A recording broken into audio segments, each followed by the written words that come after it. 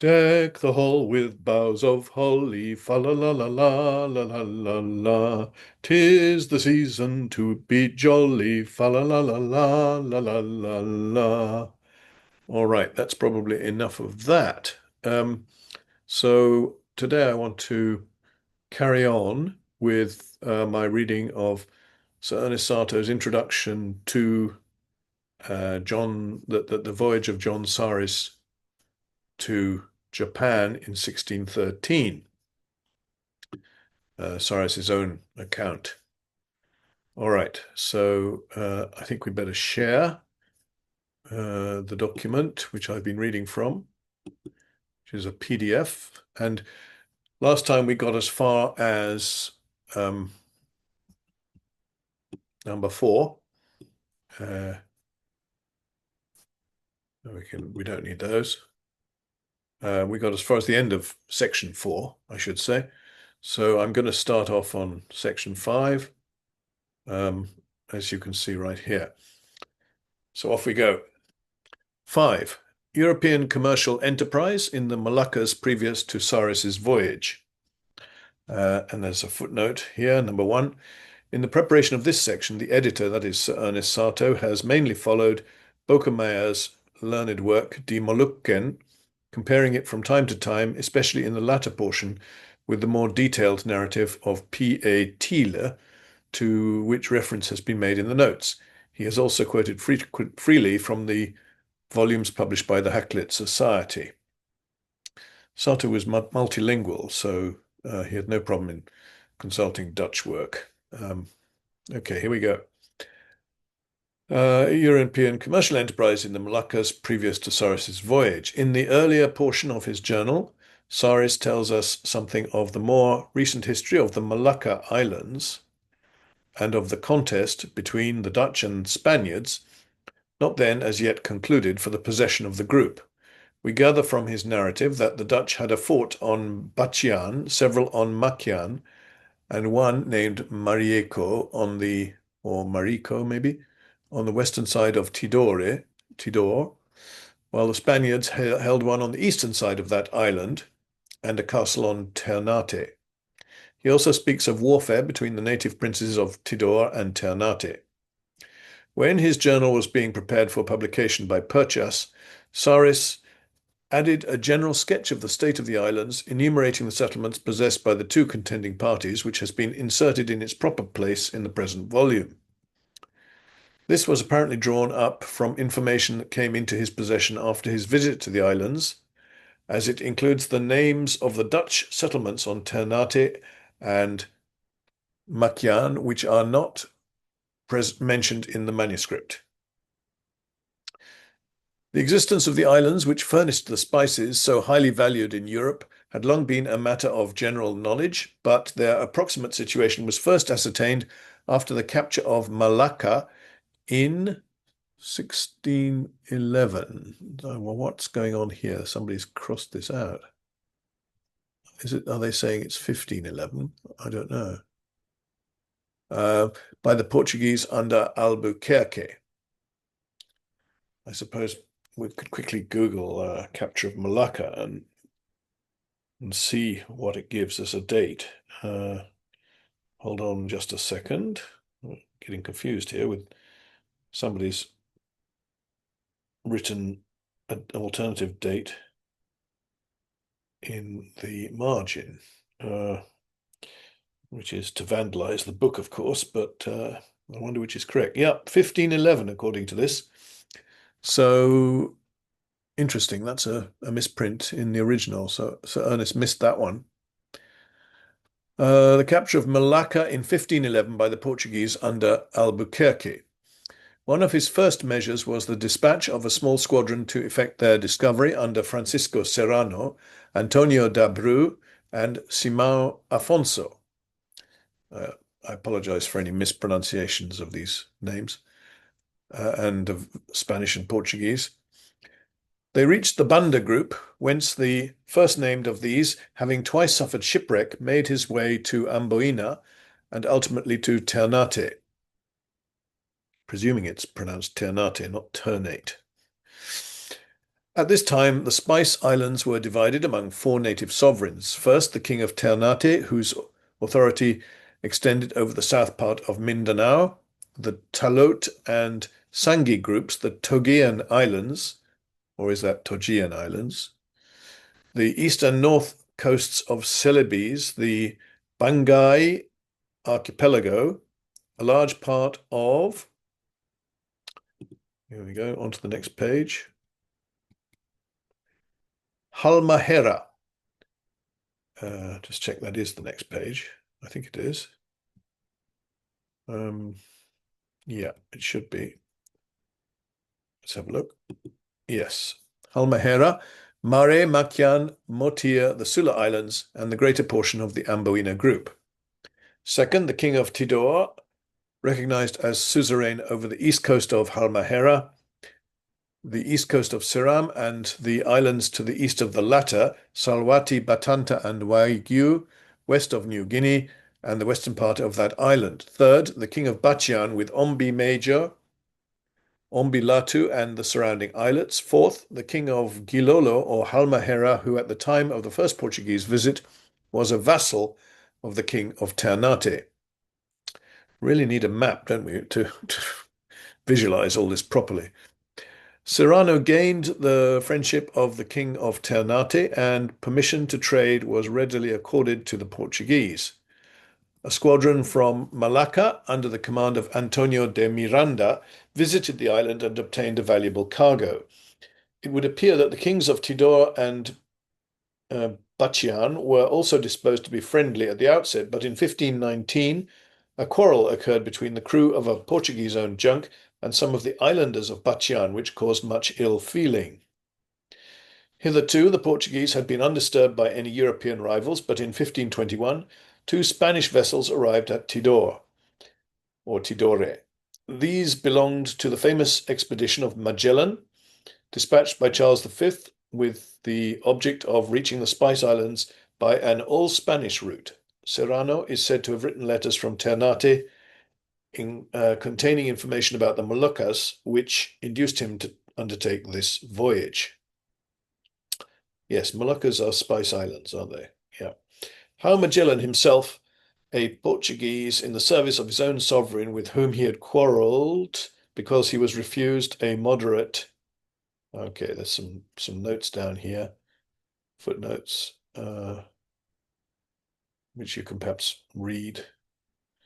All right, so how Magellan himself, a Portuguese in the service of his own sovereign with whom he had quarrelled because he was refused a moderate increase of his salary, entered the employ of Charles V and suggested to the latter a scheme for appropriating the monopoly of the trade in spices that rightfully belonged to Portugal by the award of Pope Alexander VI is well known.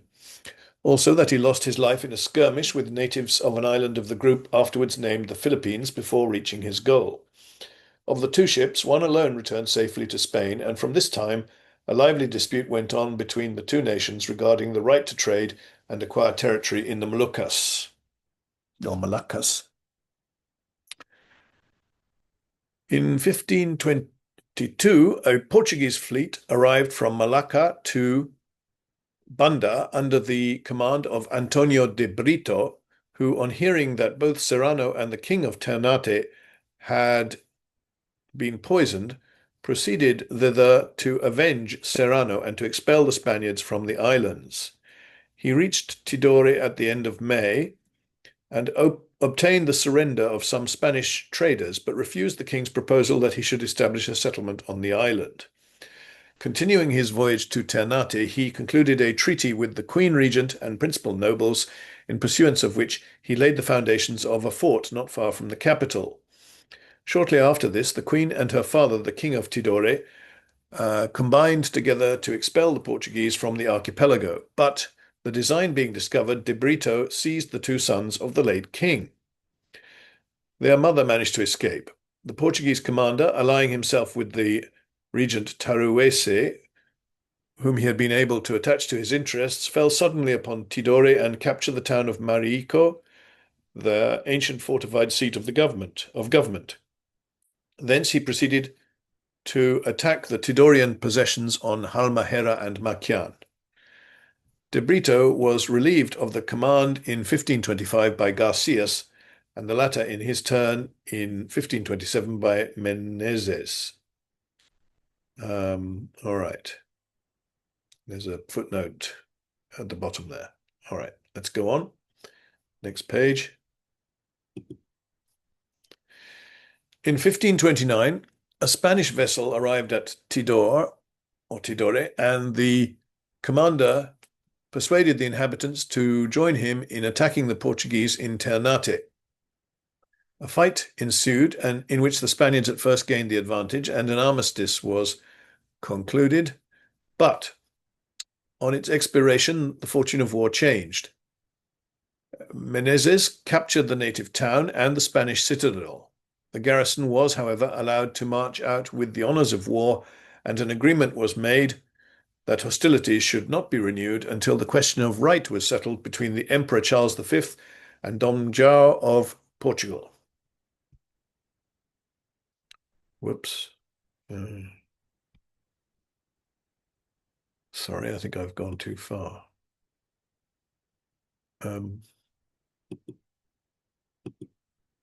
Okay. During this campaign, Diallo, one of the two Ternatan princes, died, and Bohejat, the other, was recognized as sole heir to the throne. Shortly afterwards, another anti-foreign conspiracy was formed, in which the regent Taruese took part, but it was discovered, and he was beheaded by Menezes. In 1530, a new governor was appointed named Gonzalo Pereira, but in the following year he was assassinated by the Ternatans, and Vicencio da Fonseca was elected governor in his stead. In this affair, the Portuguese chaplain acted with the natives. Fonseca then allied himself with a native chief named Kecil-Pate Sarang, but King Bohejat refused to side with them, and being driven to take flight was replaced by his stepbrother Taberigi. In October 1533, Tristan de Ataide arrived as governor of the Portuguese settlements in the Moluccas, and the Spaniards finally quitted the islands, Charles V having ceded his claim to Dom João III for a sum of 350,000 ducats. A new king named Jair was placed on the throne of Ternate, and the island of Batchian was conquered with the aid of the kings of Ternate and Tidore, who were thus found for once acting in accord. Shortly after this, another rising against the Portuguese took place, and they were shut up in their fortress of Gamulamu on, next page, Ternate, but the fortunate arrival of Simão Sodreo from Malacca with reinforcements caused the assailants to raise the siege. Nevertheless, the Portuguese continued to be hard beset by the natives until October 1536, when the appointment of Antonio Galvano promised to inaugurate a better state of things. Galvano, who was regarded by his contemporaries as an honourable and upright gentleman, initiated a conciliatory policy, and an armistice was arranged, but it was broken by the anti-foreign party, and he found himself obliged to take up arms against the native princes. He attacked Tidore, where the ex-king Bohejat was slain in the very first engagement, and both town and citadel fell once more into the hands of the Portuguese. A principal cause of the weakness of the Portuguese had been the frequent change of governors, each new one fancying it necessary to reverse the policy of his predecessor. In 1540, De Castro relieved Galvano. Aire continued to occupy the throne, and a period of comparative peacefulness ensued until 1570, when an insurrection in one of the neighbouring islands led to his being arrested by Diego Lopez, who was governor at the time. He was sent to Goa for trial, but was acquitted and permitted to return to Ternate. Lopez, in his turn, was sent to Goa to give an account of his proceedings, but was shortly afterwards reinstated. Out of revenge, he contrived the murder of Aire, or is that higher? I think, or is it an H aspirate or not? Higher, and cut his body into pieces, which he exhibited from the walls of the fort with every mark of contumely to the infuriated inhabitants. On a complaint being carried to Goa, he was recalled and replaced by Pereira, but the people were not to be appeased and rose in rebellion under their new king Babu. The Portuguese were expelled from Ternate and took refuge on Tidore, where their position became one of increasing difficulty. In India also their power was decaying, while Malacca became less and less able to furnish reliefs. Ataide, who had become Viceroy of India, attempted to restore the situation by adopting a conciliatory attitude towards the Ternatans, but without success. It was in 1579 that the English first appeared upon the scene, as we learn from the account of Drake's voyage around the world. He reached the Moluccas in November of that year and received an offer from the King of Ternate to reserve the whole commerce of the island for his countrymen. Very friendly relations were established, and the ship was supplied with provisions and fruit, besides as much clothes as she could conveniently carry. The author reports that the present king, with his brethren, in revenge of their father's murder, so bestirred themselves that the Portingal was wholly driven from that island, and glad that he yet keeps footing in Tidore. He also tells us of a Chinese gentleman living there as an exile, who described the greatness and riches of his native country in a manner that called forth the admiration of the simple-hearted English sailors, mentioning, among other things, that they had brass ordnance of all sorts, much easier to be traversed than ours were, and so perfectly made that they would hit a shilling above 2,000 years ago. Hit a shilling, that incredibly accurate coin, shilling coin. Drake sailed again after a stay of only 6 days, having created an impression on the minds of the natives that lasted for many years subsequently. That's Sir Francis Drake.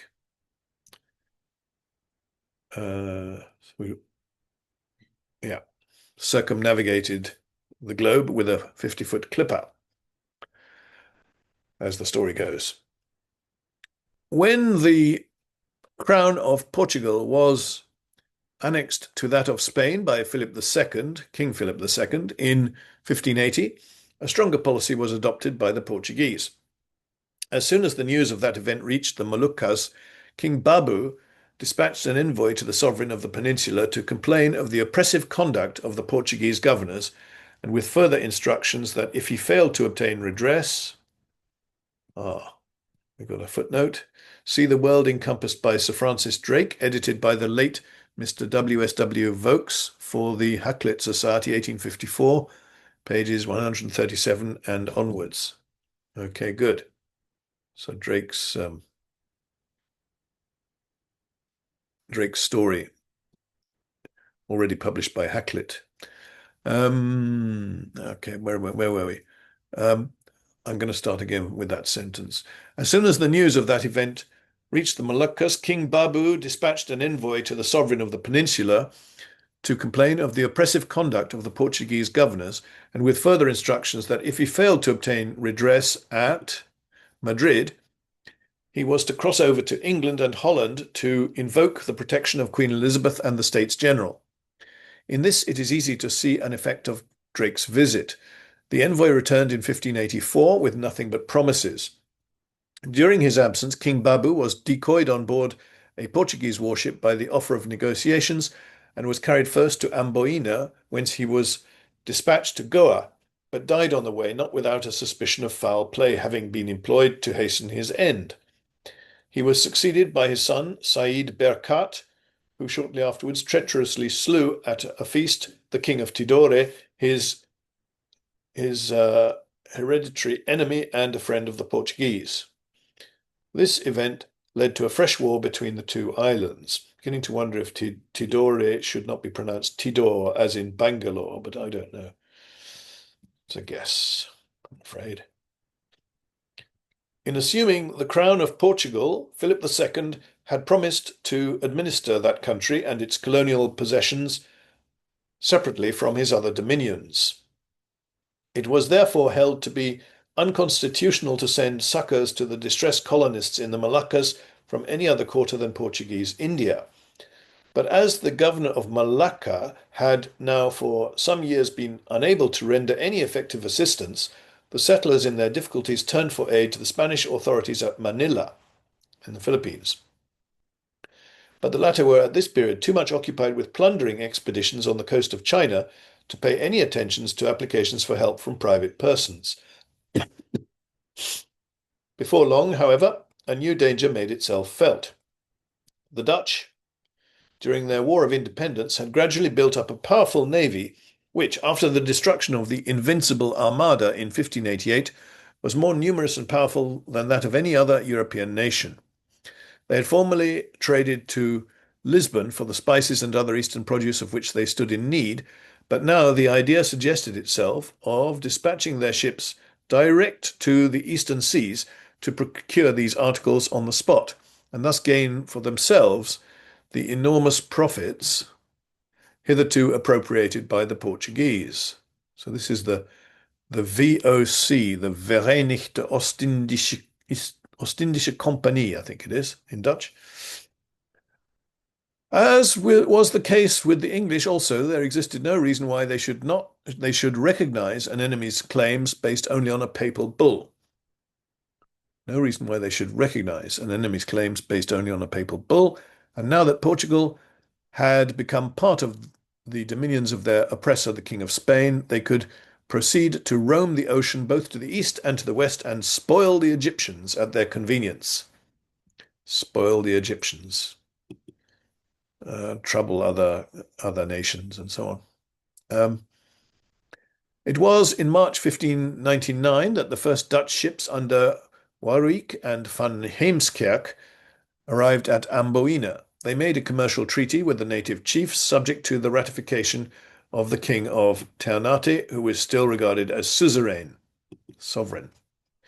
Heemskerk next visited the Banda group, and having established factories, that's, as we've said before, it means trading outposts. It's not factories as we understand them in the modern day. Established factories on Lontar and Neira, sailed for Bantam, that's on Java, Indonesia, while Warwick proceeded for Ternate.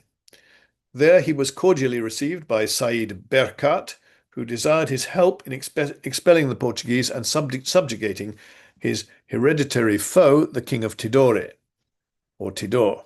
Under these circumstances, Warwick had little difficulty in obtaining permission to trade. He was allowed to purchase a full cargo of spices and to leave a factor and 6 other Dutchmen behind him when he departed. But the question of active assistance to the king in his warlike projects was left for future consideration. So a factor would be in charge of trade.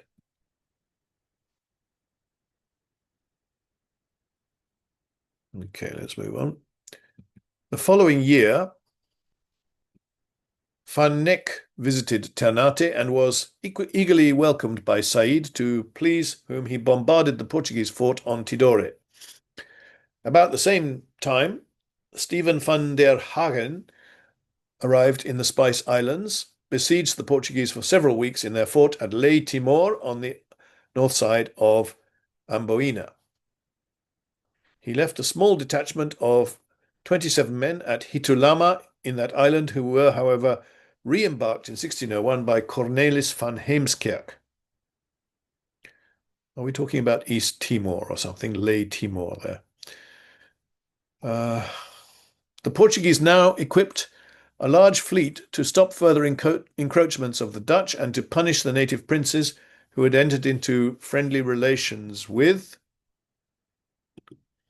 them. The intention was that this force should effect a junction with a Spanish fleet fitted out at Manila.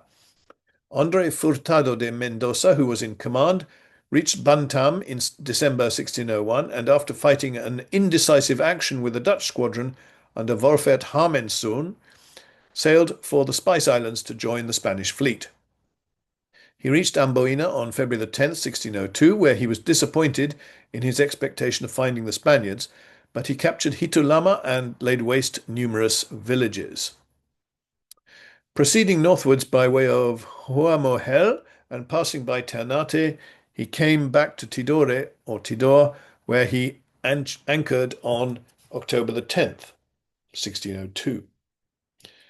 Harminzone, in the meantime, had visited Ternate and, giving Furtado a wide berth, reached Banda on March the 14th, where 2 months later he concluded a treaty with the native chiefs by which the latter undertook to sell their produce to the Dutch alone, and both parties bound themselves to help one another in war. Furtado overran Makyan in October 1602, and after establishing a fortified post there, proceeded to the harbour of Talangam in Ternate to wait for his Spanish allies under the command of Juan Juarez Galinato. The latter arrived in February 1603, and the combined forces gave battle to King Said and shut him up in the fortress of Gamlam, to which they laid siege. Owing, however, to supplies not having been sent to Furtado, his ammunition gave out and the siege had to be abandoned, Furtado returning to Malacca and Galinato to Manila. In the beginning of 1605, Steven van der Hagen, who had left Holland in December 1603 with a fleet of 12 sail, appeared again at Amboina with instructions to undertake the conquest of the Moluccas. So we've got some footnotes here. One footnote, P.A. Thiele, De Europees in den Malaysian Archipel. Europeans in the Malayan archipelago. Right. He, that is Steven van der Hagen, began by, next page, capturing the Portuguese fort of Victoria. Leaving there a garrison of 100 men, he proceeded to Banda to renew the Treaty of 1602, to which the towns of Neira on the island of that name and Ortatan on Great Banda and the islands of Wai and Run acceded.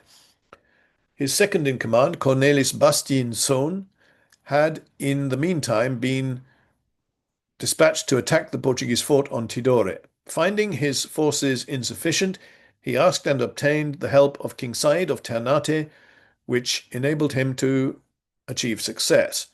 A shot fell into the powder magazine of the defenders and blew it up, rendering the fort untenable, and the Portuguese were compelled to capitulate. The Dutch then plundered the inhabitants of Tafasoho on the west side of Makyan and sailed away, leaving no garrison on Tidore. A detailed account of the action and of Sir Henry Middleton's endeavours to establish a trade with the Moluccas is given in the narrative of his voyage to the east in the Red Dragon in 1605, Red Dragon being a ship. Accompanied by the Ascension, another ship, he arrived at Amboina on February the 12th, just before the surrender of Fort Victoria to the Dutch. Being consequently unable to obtain any spices, he determined to go on to the Moluccas, sending the Ascension to Banda for nutmegs. That would be the cargo, of course. Spice. Off Makyan, he received a visit from some natives who refused to sell any cloves without the leave of the King of Ternate. I think the Europeans liked cloves because of their preservative capacity. Without refrigerators, of course, in those days. They valued that sort of thing. The town of Tafasoho belonged to Tidore, the rest of the island to Ternate. Approaching Tidore from the south on March the 22nd, he rescued the king of Ternate and several Dutch merchants from the pursuit of some Tidorean galleys. On learning that Middleton proposed to start trade with Tidore through the medium of the Portuguese, they would have dissuaded him and... Okay, there's another reference here. At the bottom of the page, footnote, see the Voyage of Sir Henry Middleton to Bantam and the Molucca Islands, edited by Bolton Corney for the Hakluyt Society, 1855. Okay. Start that sentence again then. On learning that Middleton proposed to start trade with Tidore through the medium of the Portuguese, they would have dissuaded him and finally prevailed with him to go straight to Ternate, where he anchored at the port 2.5 leagues off the town, Gamulamu. The king promised to give his subjects leave to sell cloves and allowed a party of Englishmen to be stationed on shore as the nucleus of an intended factory trading post.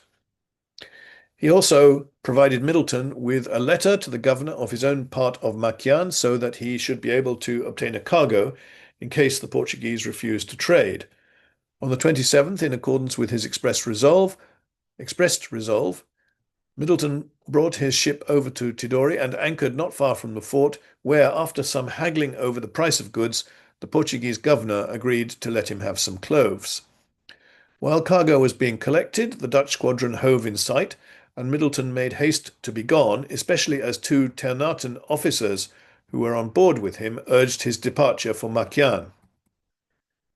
Having procured a letter from the king of Tidore for the governor of Tafasoho and collected the money due for the cargo sold to the Portuguese, he got away on April 21st, passing through the midst of the Dutch squadron during the night, and on the following evening anchored off Mofikia in Middleton, on Makyan, where the viceroy of the king of Ternate resided.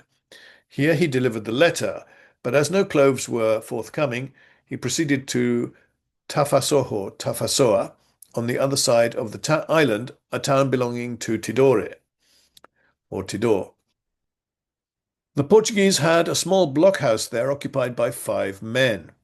Middleton was well received, but did not obtain any considerable quantity of spices. On May the 2nd, he received a letter from the commandant of the Portuguese fort on Tidore, acquainting him with the burning of 2 galleons by the Dutch, and entreating him to hasten thither with the 5 men from Tafasoho to see the impending fight, and offering to let him have all the stock of cloves in the town. So the next day found him anchored in front of the king of Tidore's town. Is that right? King of Tidore's town in the middle of the Dutch fleet.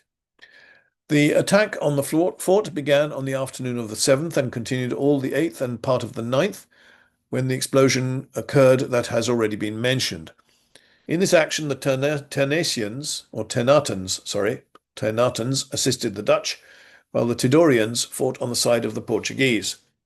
The Dutch admiral first threatened to hang all the Portuguese, but through Middleton's intercession, he was induced to spare their lives and let them retire to Manila. Middleton now applied to the King of Ternate for permission for the establishment of a factory on that island, according to his promise, but was refused on the ground of a previous undertaking with the Dutch that they should have a monopoly of the trade. He therefore weighed anchor again and proceeded to Ternate May the 21st with the object of removing the Englishmen left behind previously and bringing away the cloves they had secured. The king followed later. Negotiations proceeded for some weeks, but in the end, Dutch influence prevailed, and the king definitely refused to allow the establishment of a factory. In a letter addressed to King James I, which he delivered to Middleton, he said it was only for the present that he yielded to the insistence of the Dutch, but if the English were minded to pay him another visit at some future time, they should be welcome. With this promise, Middleton was forced to content himself, and weighing anchor on June the 18th, he arrived again at Tafasoho on the 21st. The governor offered to hand over the town to him, but he was obliged to refuse, having lost a large number of his crew by dysentery. Thus he departed from the Moluccas and got back to Bantam on July 24th. The Spaniards now undertook operations for the relief of the Moluccas independently of the Portuguese, and in January 1606 dispatched a fleet from Manila. Tidore was captured in March without striking a blow, and in April they landed on Ternate to attack Gamulamu. Said, finding himself unable to defend the fortress, fled with his men to Gilolo, leaving the island in the hands of the Spaniards, but, being induced by them to return, was seized and carried off to Manila.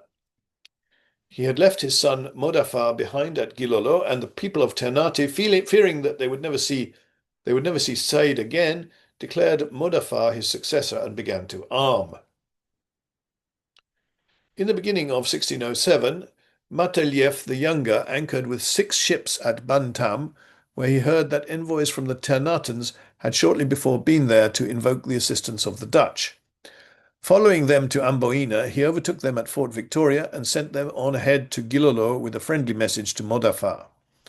He himself reached Ternate on May the 10th, but finding the Spaniards there and at Tidore too strong for him, he contented himself with entering into a treaty of alliance with the Ternatans.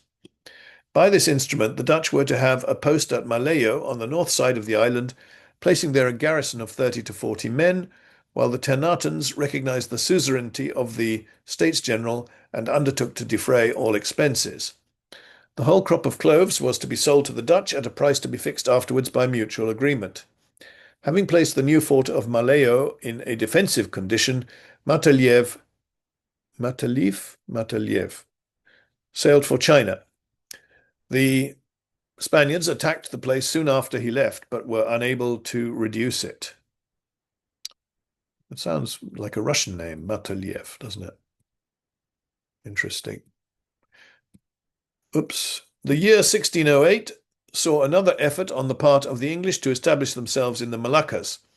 In the beginning of January, David Middleton reached the islands in the Consent. Purchas goes on to say, the rest of this month was spent in entertainments and compliments betwixt ours and the Spaniards, as likewise with the Moluccan princes. So was the whole month of February also. The reason was the Spaniards durst not admit us trade till the campmaster had given leave. And he in those broils twixt him and the Hollanders, except ours, would do or seem to do some piece of service, at least accompanying their ships for greater show, which our captain absolutely refused, being against his commission, excused himself. Meanwhile, they had privy trade with the people by night, and were jovial and frolic by day with the Spaniards, which both gave and received kind welcomes.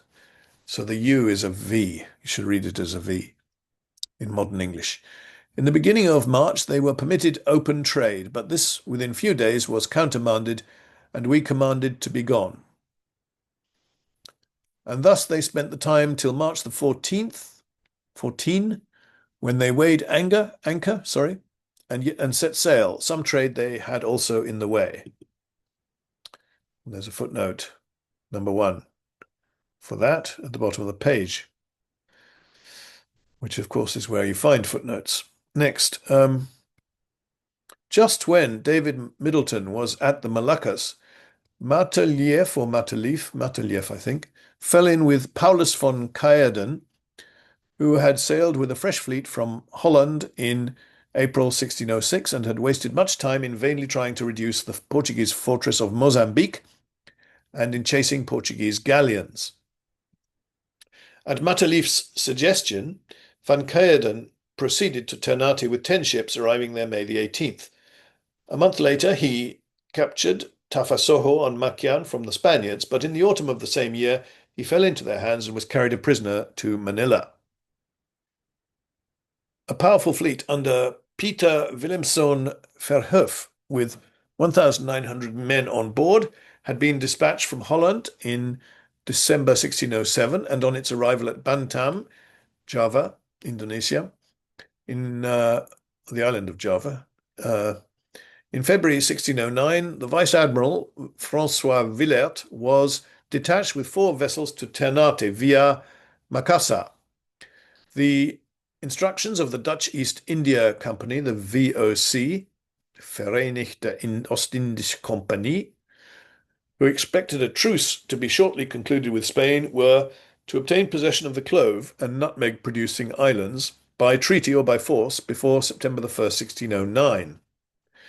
Villert reached Ternate on June the 22nd, renewed Matelieff's treaty with the king, established a post on Motir, which he named Nassau, and 3 months later sailed on a marauding expedition against the Philippines. There he encountered a complete defeat. 2 out of the 3 ships he had, there are 2 notes at the bottom here, 2 out of the 3 ships he had, that's Purchase and Teeler, footnotes. 2 out of the 3 ships he had with him were captured. Sorry.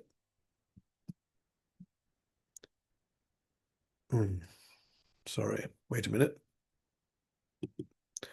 With much booty that he had plundered from Chinese junks, and he himself perished. Verhoef, having been murdered by the Bandanese in May, had been succeeded by Simon Hanson Hearn, who got to Malayo the day after Villert sailed on his disastrous enterprise. In December, he conquered Batchian, capturing the Spanish fort in the Bay of Amas Sing, which he renamed Barneveld. The garrison were put to the sword. The truce apprehended by the directors of the Dutch East India Company was agreed upon in April 1609, but in the East it was recognized by neither Dutch nor Spaniards. In November of the same year, Peter Both was appointed first Governor-General of the Dutch possessions in the East Indies, with ample powers over all the native naval commanders and complete discretion as to his proceedings. He arrived at Bantam in December 1610. Affairs at Amboina and Banda occupied his attention for some months, and it was not till the following August that he was able to proceed to the Moluccas. He found the Spanish governor of Ternate unwilling to recognize the truce on the pretext that he had received no instructions from home, and he was therefore justified in strengthening the Dutch position in the island by the construction of a redoubt at Toluco near the fort of Malayo. Early in the same year, an expedition had been fitted out by Juan de Silva, the governor of Manila, with the object of expelling the Dutch from the islands. He carried with him King Said, his son, and the other chiefs to make use of them in winning over the Ternatans to the Spanish side. Then we've got some footnotes. Oops. There's quite a long footnote there. Oh dear, I've just missed. Okay. So there's 2 short references, and then the third one. In a footnote to page 52 of Saris's journal, the editor stated on the authority of Valentin that Don Jerónimo de Silva was appointed governor of the Moluccas in 1610, but according to P.A. Thiel in De Europeus in den Malayan Archipel, he came there in March 1612 to replace Cristobal de Ascueta Menchaca. Okay, well, details. Let's go back to Juan de Silva. On arriving off Ternate, he found the Dutch had left, but not having sufficient confidence in the men under his own command, he did not venture to attack Malayo and Tacomi, and contented himself with reducing 2 unimportant settlements on Halmahera. With this insignificant result, he returned to Manila to recruit more men. His hope that the influence of King Said would change the point of view of the Ternatans was destined to be disappointed. Negotiations for a peace were indeed initiated between the Ternatans and the Tidorians on the basis of a proposal to place Kaichil Sidang, a son of Said's, on the throne, but they came to nothing. Oops. I've just lost my place. Hang on. They came to nothing. There we are. In August 1612, Bot proceeded to Batchian to hasten the construction of the fort there, and passed thence to Makyan, where in January 1613 he concluded with the chiefs a treaty by which they bound themselves to sell all their clothes to the Dutch at a very low price. Early in February, he captured Marico on the northwest coast of Tidore, besides destroying another Spanish fort on the same island. Saris speaks of the new fortress called Marico, belonging to the Dutch. The state of things then, at the time of Saris's voyage to the Moluccas was that the Portuguese had lost everything they once possessed. The Spaniards held a couple of establishments on Tidore and Ternate, while the Dutch dominated over almost all of the rest of the Moluccas. Okay, so Spanish, Portuguese, and Dutch. There's a couple of footnotes here. So quite detailed footnotes.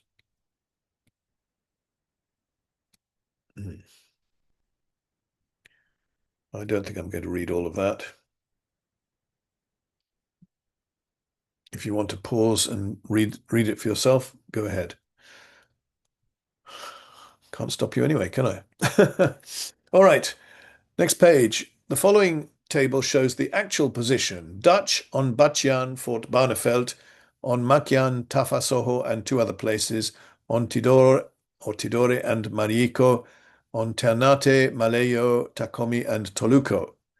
And the Spanish are on Tidore fort on the east side, and Ternate fort Gamulamu. Besides these, the Dutch had establishments on Amboina and a treaty with the Banda group that gave them the monopoly of spices. Just go back and quickly check that I haven't missed a page. You can do that sort of thing with a PDF, I'm afraid. Okay, seems like I'm all right. So I've now read section 5 of the introduction. And you can see section 6 there, the voyage from Bantam to Japan. Right, I think I'm going to stop here. Stop the share. There we are. Because I've read for the best part of 50 minutes, I think, already. And I can only take these things in relatively small amounts. And there's no need to read more than that in one go, I think. All right. Well, I hope you enjoyed that. Thank you very much if you have stayed the course to the end. And I'll see you in the next one.